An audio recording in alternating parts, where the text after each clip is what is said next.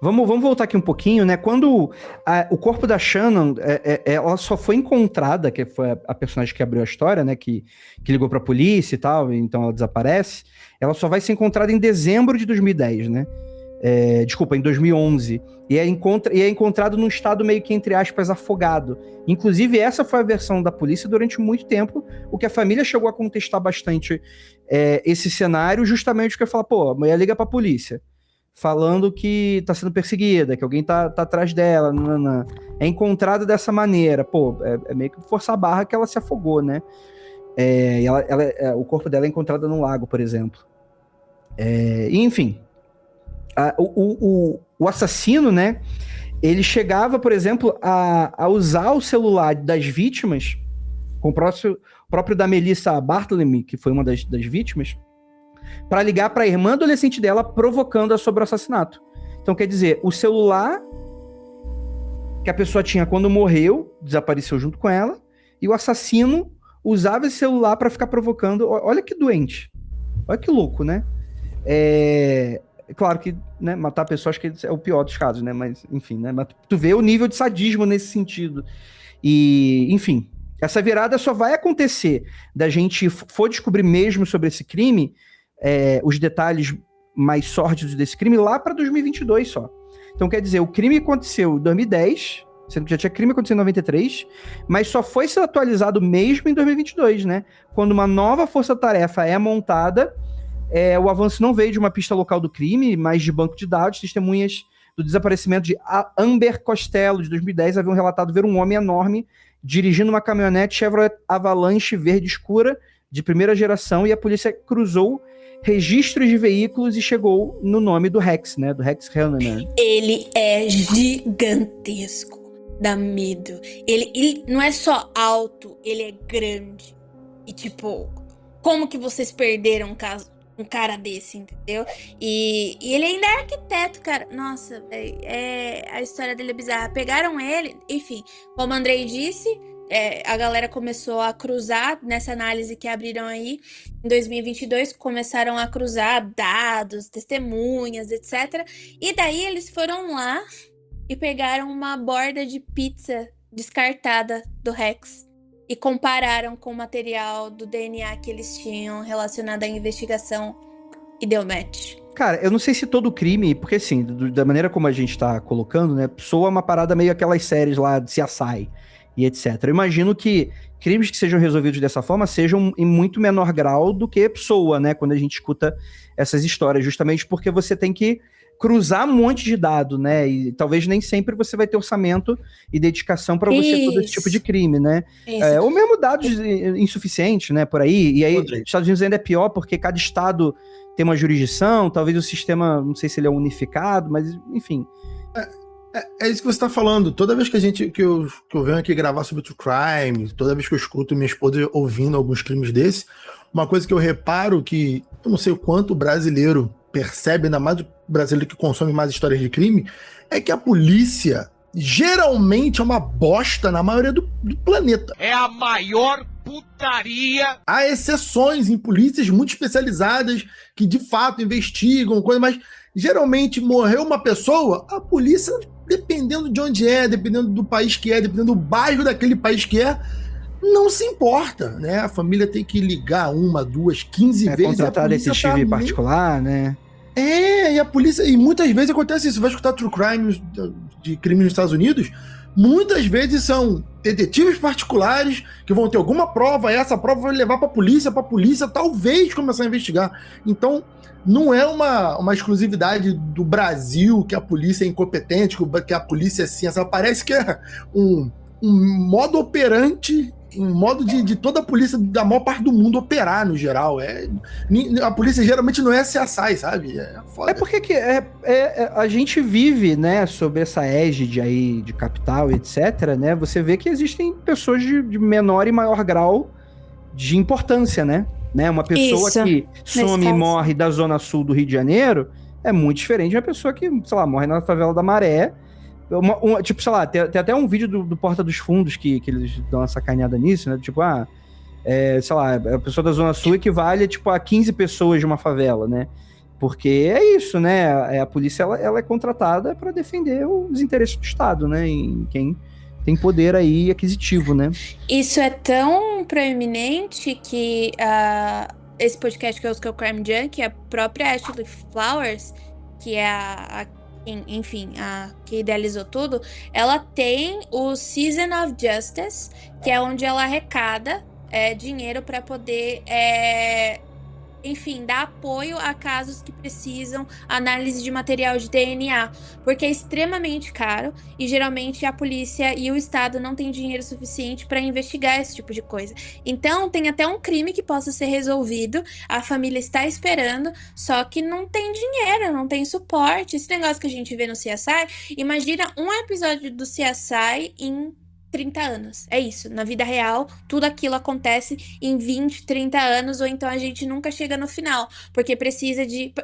A gente precisa entender que as pessoas que estão no cargo, elas podem sair do cargo, elas podem morrer, elas Perfeito. podem ser trocadas, e o negócio vai sendo engavetado, entendeu? Foi o que aconteceu aqui durante o governo do homem lá, né? Trocou, né, a galera toda do Rio de Janeiro, né? Se tiver que defender meu filho, né? Eu vou defender meu filho, né? Vou trocar. Se tiver que trocar o delegado, troca o delegado. O ministro da Justiça, troca o ministro da Justiça. E foi, tipo, É política. isso não é teoria da conspiração, mano. Tipo, Não. Literalmente o cara falou isso na frente da câmera, né, cara? Então, assim, é um exemplo, né? Desses casos que eu ouço, o que tem de investigador, tipo, ai, nossa, esse foi o crime mais horrível que eu já vi na vida, e ele morre e ele não vê o final, entendeu? E não sabe se vai ter final porque ficou lá um caso frio, ficou lá um caso que ninguém vai mexer lá. Precisa uma pessoa ser designada para poder mexer nessa papelada e voltar a investigar. Então, por isso que existem várias arrecadações aí para poder dar dinheiro suficiente para poder solucionar esses casos. Então a gente pode falar, a polícia daqui é muito problemática. É o que o Rafael falou, parece que é do mundo inteiro, cara. A gente esquece que é político também, entendeu? A gente precisa voltar nas pessoas certas, de certa forma. Então é muito maior. De novo, eu acho isso interessante, eu ouvi e ler sobre esses casos, porque eu, Jay, em Campinas, sendo física, nunca teria essa ideia de como as coisas funcionam, porque eu não sou da área. E ouvindo, eu aprendo que as coisas funcionam assim. Eu me educo, de certa forma, sabe? E não é me educar de, tipo, me proteger das coisas ruins que as outras pessoas vão fazer. Não, eu tô falando de política mesmo, entendeu? Quando a polícia acha, né, esse suspeito, né, eles vão, né, quem é Rex Heuermann? É esse cara gigantesco, né, que ele era um arquiteto, era não, né, quer dizer, deve ter perdido o emprego, né, não sei. Será? Que trabalhava no escritório de Manhattan, pai de 2 filhos, morava na mesma casa desde sempre, apenas 25 minutos de Gilgo Beach, né, onde aconteceram esses crimes. Ele ia de terno todos os dias de trem, né? E aí o que é o mais interessante é que você tem esse estranho. O que gerava, assim? Porque ele começou a ser monitorado e aparentemente ele era um cara, entre muitas aspas, normal, né? Pai de família, etc, né? Só que a polícia, quando começou a monitorar ele, descobriram que usava telefones descartáveis, né? A polícia chama de burners, né? Ou seja, os queimáveis, que seriam aquele celular que tu compra para usar 1, 2 vezes e você descarta logo em seguida para não gerar né, evidências e coisas nesse sentido, né? Então ele contatava as vítimas e jogava o celular fora logo depois dos crimes. Então o celular só funcionava até ele concluir o crime. E tem aqueles filmes que o cara usa, pega o celular, quebra no meio e joga no lixo. Isso, Mas é isso mesmo. Outro dia, o que a gente... eu e a Isabela, a gente assistiu um filme chamado Compliance. E o cara que faz as ligações, ele tem um cartãozinho. E ela falou assim, nossa, eu não sei o que é isso. Eu lembro que quando eu fiz intercâmbio para fazer as ligações de lugar para lugar, no meu caso era de um país para o outro, mas também tinha localmente. Você compra um cartão, ele te dá uma quantidade de minutos, de horas, e você usa aquele número para fazer suas ligações, entendeu? E depois acabou. Não tem como rastrear, como se você estivesse ligando daquele número do cartão. É a mesma coisa. Perfeito. Curioso, né? Isso que tem no Brasil é praticamente muito difícil, é muito específico isso que o pouco não sei como é que o pessoal fala. O pessoal deve fazer isso com o celular roubado, né? Se você falar que nos Estados Unidos isso é mais comum nos Estados Unidos. Eu não sei até a informação, tô chutando. Eu também não sei. Supondo que essa coisa seja comum nos Estados Unidos, parece que é feito de sacanagem. Como podemos ajudar os serial killers do nosso país? Vamos botar celular descartável, deve ser muito bom. Porque, porra, eu realmente não sei. Não vou dizer que é muito comum lá. Só que aí, Rafael, eu entendo o que você tá falando, mas vai entrar naquele grande debate, tipo, tá, então, por exemplo, quem for fazer uma ligação tem que ser atrelado a um CPF. Pô, mas aí é legal o governo tá monitorando tudo que você faz, só que ao mesmo tempo abre brecha pra esse tipo de coisa. Então, assim... Não. Mas aí, André, a pessoa tem que pensar no seguinte. Por que existe um mercado onde as pessoas podem simplesmente trocar o celular inteiro? Aqui no Brasil você trocaria um chip. Sei lá, botaria um chip pré-pago, mas jogaria fora o celular. Lá parece que é um negócio mais descartável ainda, sabe? Menos trabalho ainda. Não sei, eu tô falando um achismo danado, o pessoal pode depois comentar. Mas maluco, no Brasil tem isso. Mas eu entendo o ponto, e provavelmente aqui no Brasil deve ter isso mesmo, né? Deve talvez dar pra você importar, inclusive, né? Tipo, lá de fora. Sim. Não deve ser difícil você contrabandear uma parada dessa. Ô Andrei, antes da gente ir um pouco mais a fundo no Rex, eu posso dar uma breve timeline pra galera entender como que esse caso tava tão parado? E, tipo, não é mais ou menos assim, eles não encontraram ninguém antes e foi a partir desse Giggle 4 que eles começaram a investigar? Não, desde 1993 tinha gente desaparecendo e eles estavam descobrindo essas pessoas, tá? Então, por exemplo, a Sandra Costilha, ela sumiu em novembro de 93, um dia depois acharam o corpo dela. 96, a Karen Vergata sumiu, desapareceu. Em abril de 96, ela foi descoberta. 97, a Tanya Jackson, que não foi identificada até recentemente, foi achada. Acharam o corpo dela e da Baby Doe. 2000, de novo, acharam mais outra pessoa. Então, tipo, achou no começo de 2000, novembro de 2000, achou o corpo foi da Valerie Mack. Só que quando você chega lá em 2010, 4 são descobertas, e 2011 você acha mais um monte de gente, é aí que a galera pega e fala, pô, ninguém tava atento ao que tava rolando aqui? E sim, estavam, desde 1993. Então... Enfim, é complicado. Eu não sei dizer se o local... Eu não acho que o local Long Island é pequeno. Eu não posso dizer que é pequeno, entendeu?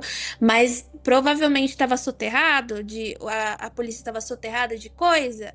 A gente tem pessoas corruptas trabalhando ali. Enfim, é isso. E é por isso que fica mais difícil as investigações. Sim, sim. E outra coisa, a gente começou a falar foi da Shannon, certo? Abril. O começo foi da Shannon. A Shannon não foi ligada ao Rex Heuermann. Abril não. Abril foi outros corpos que foram achados. A Shannon só foi quase 2 anos depois. Na verdade, foi dezembro de 2011. Mas ela não tá atrelada ao Rex. Ela não... Sim. Eu falei, né, que ela foi ligada a afogamento, né? Mesmo com esses casos acontecendo, etc. Né? O contexto Imagina, ela pode nem estar relacionada e foi ela que deu o impulso pra isso tudo voltar à tona, né? Sim. E aí vamos se aprofundar um pouco mais nesse cara aí, o Rex, né? Com a polícia monitorando, aparentemente ele tinha essa carcaça de, né, pai do ano, né, trabalhando, classe média. A polícia percebeu que ele tinha esse hábito, né, dos telefones fora. Ainda não sabia se ele era ou não um assassino, mas a gente tá olhando em retrospecto quando a gente fala como é que ele tratava os celulares com relação às vítimas, né? Mas até aí a polícia começou a monitorar. Quando descobriram, puxando os bastidores das coisas que ele procurava na internet através dos dispositivos eletrônicos, malandro, é aí que o bicho pega. Que aí ele, cara, tem centenas de buscas online dele procurando compulsivamente por torture porn. Faça a tradução aí. O querido também tinha listinha de coisas que ele tinha que comprar. E claramente eram coisas para ele se livrar de crime. Ou água sanitária, luva. Ele tinha listinhas. Sim. Aí a Jay falou como é que ele vai ser pego, né? Jogaram fora uma pizza, né? Uma caixa de pizza. E aí o DNA da borda da pizza combinou perfeitamente com fio de cabelo masculino encontrado na saca de juta, né, que envolvia o corpo de Megan Waterman, ou seja, né, o que é juta? Juta é um material que lembra um pouco lã, só que é mais áspero, né? Só pra descrever aí pro pessoal, né? Então, os corpos eles eram envolvidos nessa saca. Então, tinha um cabelo masculino ali, e aí deu match com o DNA desse cara aí, né? E além disso, cabelos de sua esposa, que estava viajando durante os assassinatos, foram encontrados no corpo de 3 vítimas, o que sugere, talvez, no início de investigação, essa ideia de que se ela ajudava ou não nesse rolê. Mas aí eles foram investigar a casa dele, né? E gente, a casa dele é a casa da infância dele. Por sinal, o Rex Heuermann, ele era conhecido como filhinho da mamãe. A mãe era extremamente controladora. Ele tinha, eu acho que 3 irmãs mais velhas e um irmão mais novo, 2 irmãs, enfim, alguma coisa assim. Ele não era o filho mais novo e nem era o filho mais velho. E aí, ele herdou aquela casa do pai. O pai, ele foi um soldado da Segunda Guerra Mundial. Morreu quando ele tinha 11 ou 12 anos. E daí, essa casa era de uma casa de acumulador. Eles nunca tiraram tanta coisa de uma casa. Ele armazenava tudo. Tudo. Parecia que... Enfim, sabe os hoarders dos Estados Unidos? Aquelas pessoas que só acumulam. Quando você vai ver, a casa parece um ferro velho de tanta coisa que foi colocada ali. Era basicamente a casa dele. Então, a galera, pra tirar as coisas de lá... Absurdo. Enfim, então a gente já vê aí um padrão meio complicado dessa pessoa, além de cruzar com a situação de que todas as vezes... Foi daí que conseguiram tirar a Asa, que é a esposa dele, da reta. Todas as vezes que tinha esses desaparecimentos, ela estava em viagem com a família. Por sinal, é um álibi, né? Por sinal, a filha deles é uma pessoa com deficiência, para complementar ainda. A situação, tipo, ficou bem ruim pra esposa dele. Então, toda vez que ela viajava, provavelmente ele fazia isso dentro da casa dele. Imagina tu casar com um cara desse. Meu Deus! É o BTK, né? O Dennis Rader. O cara também só foi pego por causa de um disquete. Ele mandou, vocês conseguem rastrear um disquete? E daí a polícia, não. E daí ele mandou um disquete com a informação. Ele mandou o disquete da igreja, foi da igreja dele. Ai, que burro, dá 0 pra ele. Ele escreveu. Ele cometeu os crimes dele em 1970. Ele foi pego em 2000 por causa desse disquete. Ele já tinha 70 e poucos anos. A filha dele, a esposa... A esposa dele é Paula, né? É o nome dela. Mas a gente nunca viu a cara dela direito. Porque ela simplesmente desapareceu do mapa. Porque, claro, pô. Imagina... O BTK, tipo, ele mandava... Ele era meio zodíaco, vai ter imbecil indo atrás dela, né? Naturalmente. Obviamente. Tem livro da filha dele, etc. Mas eles vivem uma dupla jornada. Uma vez eu até brinquei. Eu tava reouvindo o caso do Dennis Rader, né?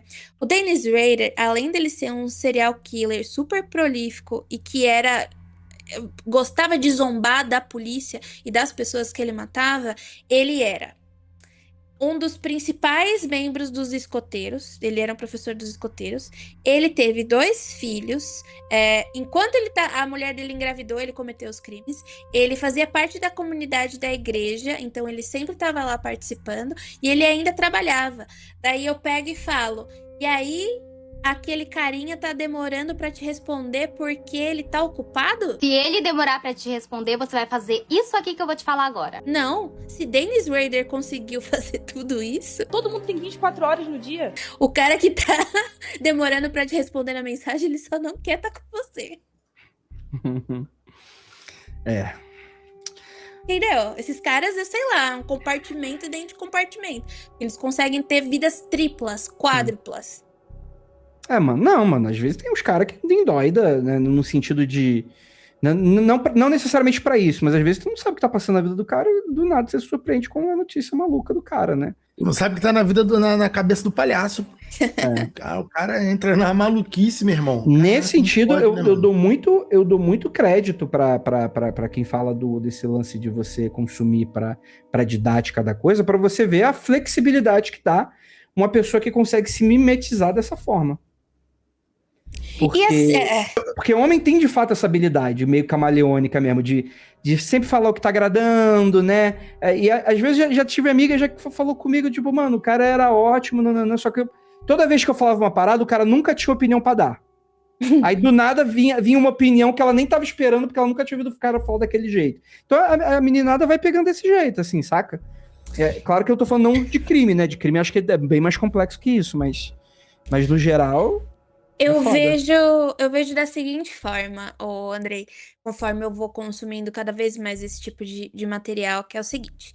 Você concorda comigo que você pode ser um Andrei hoje e amanhã pode acontecer qualquer coisa, você pode tomar uma decisão que você mesmo não esperava de você, mas por conta das... Claro, entendeu? Por conta da pressão atmosférica e de tudo mais, você não vai se comportar do jeito que você acha que você se comportaria? Sim. Eu Com penso certeza. isso de mim. E eu acho que a gente deveria pensar isso das pessoas também. Eu confiava tanto nessa pessoa, eu conhecia essa pessoa. Não. Você não sabe qual é a situação que ela tá pra ela ter tomado determinadas decisões. Entendeu? Mas eu acho que é por isso que as pessoas confundem e acham que... E é muito vendido pela mídia, obviamente, não é só isso, né? Mas como que a mídia vende essas pessoas como grandes predadores, inteligentíssimos e espertos que conseguem fugir da polícia, etc. Não, na verdade, elas estão se aproveitando de algo que é sistêmico, que é o quê? De você baixar a guarda quando você ganha confiança com uma pessoa. Porque você, naturalmente, você nunca vai imaginar que, é claro, hoje em dia, por exemplo, é estranho você pedir uma carona, você dar carona para um estranho, mas quando a pessoa tá pensando na maldade, ela sempre vai pensar em uma maneira como fazer um hijack, né? Do tipo, como hackear o comportamento das pessoas, não porque ele é muito inteligente, mas é porque quando você percebe como é que as coisas funcionam, é fácil você emular, do tipo, vou aqui te ajudar, vou te dar um dinheiro, ou, por exemplo, esse cara, ele se fingia como um cliente. E provavelmente contratava as mulheres que ele ia cometer os crimes como uns clientes, que é naturalmente, dependendo do tipo de garota, acho que talvez todas, né, mas né, de uma garota de trabalho sexual, provavelmente está se colocando em risco a toda vez que encontra o cliente, porque, cara, o cara geralmente é maior que você. Tu nunca sabe o que tá esperando. Geralmente você pode ir ao encontro do cara, mas mesmo assim, às vezes você tem, sei lá, não sei, talvez não seja na casa da mulher, mas a maioria talvez seja um flat alugado, alguma coisa nesse sentido, né? Então, tipo, é sempre uma posição muito vulnerável. Então, quer dizer, o fato de que ela consegue trabalhar é porque 99% não são serial killers, né? É claro que pode acontecer eventualmente assédios e violências, né, das mais diversas formas, né? Mas não um caso, por exemplo, de um serial killer dessa maneira. Então, o que o serial killer só faz? Ele só se aproveita disso.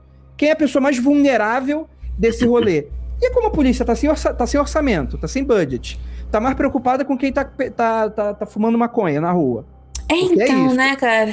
É tipo assim, então esses caras dado de braço, e ninguém se importa com essa mulher. Então, Andrei, eu vou dar mais uma opinião, indo um passo além, talvez, né, pra galera ficar meio chateada comigo, foda-se também. É assim, todo dia na rua sai um otário e sai um malandro. Não, sim. Tem dia que o malandro é otário e tem dia que o otário é o malandro. A questão é, cara, todo dia alguém que tem 300 mil no bolso toma um golpe. E eu sempre penso, como alguém que tem 300 mil no bolso tá tomando um golpe? Porra, recentemente, a coroa, a mulher de 60 anos, 60 e poucos anos, acreditou que tava namorando o Brad Pitt e emprestou dinheiro pra ele, porque ele fez a chamada de vídeo. Então, assim, realmente não é difícil encontrar pessoas que estão vulneráveis em certos aspectos da vida e essas pessoas atravessarem a malandragem dessas pessoas. A pessoa pode ser muito esperta na faculdade, no trabalho, não sei o quê, e ser extremamente inocente em vários outros aspectos e encontrar essa situação. Então, o predador, o cara que é o sinistro, o brabo, ele sempre tá aí atento a esse tipo de pessoa. E a pessoa não é que a pessoa é burra, que a pessoa é boba. É que a pessoa naquele dia, naquele momento, também estava vulnerável. E não, mas essa é a questão.